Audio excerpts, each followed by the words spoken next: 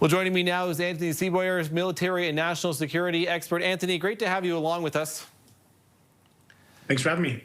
Let's get into this. It feels like to me, and in all the different, reading and whatnot and reaction, at least to this point, it still feels that the U.S. and Donald Trump doesn't have a plan. And there was not a plan necessarily going into this about what, there was the military action indeed, but even hearing the president speak in the White House and in the Oval Office today about what could happen for who's going to take over leadership of Iran. Give me your assessment on that too, as we're watching this conflict slowly and continually escalate. It's not really clear what the end goal is here. There's lots of contradictory statements, even between Netanyahu and Trump. Netanyahu said clearly this could take a long while, not years, but certainly a long time. And Trump at the same time saying they've, quote unquote, knocked almost everything out. So just the goals here are not clear to very much start with. And then we're seeing them taking out, obviously, top leadership, many leadership members now, even attacking those that are trying to build up new capacities, like other people that could take leadership roles. This looks very much like regime change, and it's very dangerous to attempt that without any plan for the future of the country. And again, one of the criticisms has also been regime change in particular too, without any soldiers on the ground, whether that could be Israeli soldiers, whether that could be U.S. soldiers. There's certainly no indication of that at this point. But if that is ultimately the goal of this, because you're right, it feels like the message is changing, by the hour, let alone by the day so far. What are still the possibilities of that here as this conflict continues for the next, as we've heard, maybe weeks? Well, it's clear any kind of regime change efforts require substantial troops on the ground for a long time. And even then, if we look at historical cases, they never succeed, really. You need to, if you want regime change, it has to come from the people. It has to come from within. It can be supported from outside, but it can't be forced on a country from outside.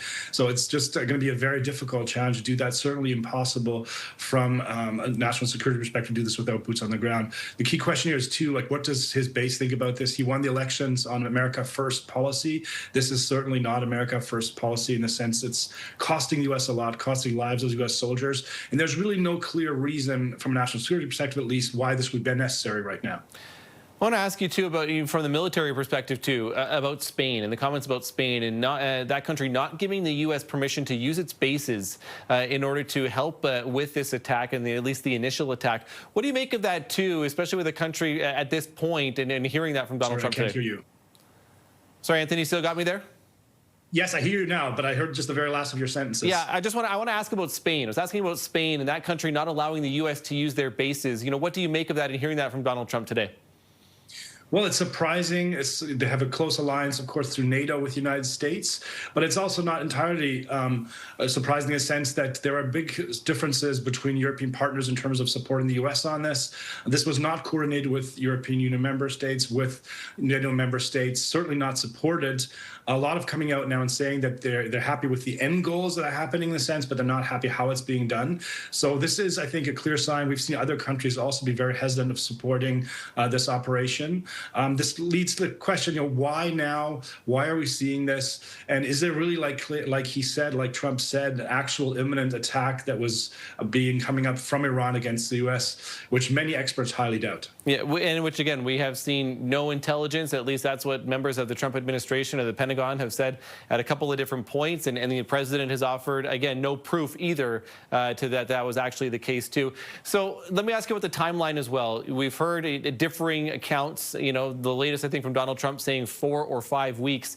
I guess it's hard to say with what the, depending on the actual end goal here, but it certainly feels at this point that this conflict could drag on longer than that. Your thoughts?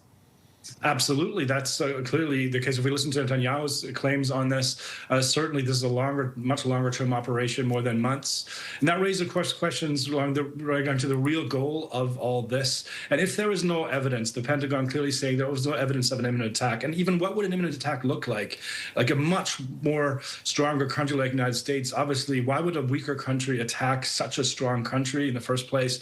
We've seen in history many claims of that. Usually those claims, though, were wrong. Was a country trying to justify an attack by claiming the other was going to attack it. So it's not even clear how that would even be unfolding. I think, like many other experts, this has to do more with domestic challenges than it has to do with foreign policy challenges in Iran. I think the clear threat to this administration, U.S. administration, is the midterm elections. And this might be the real reason why we're seeing this. Anthony Seaboyer, military and national security expert. Appreciate your time today, Anthony. Thank you. Thank you.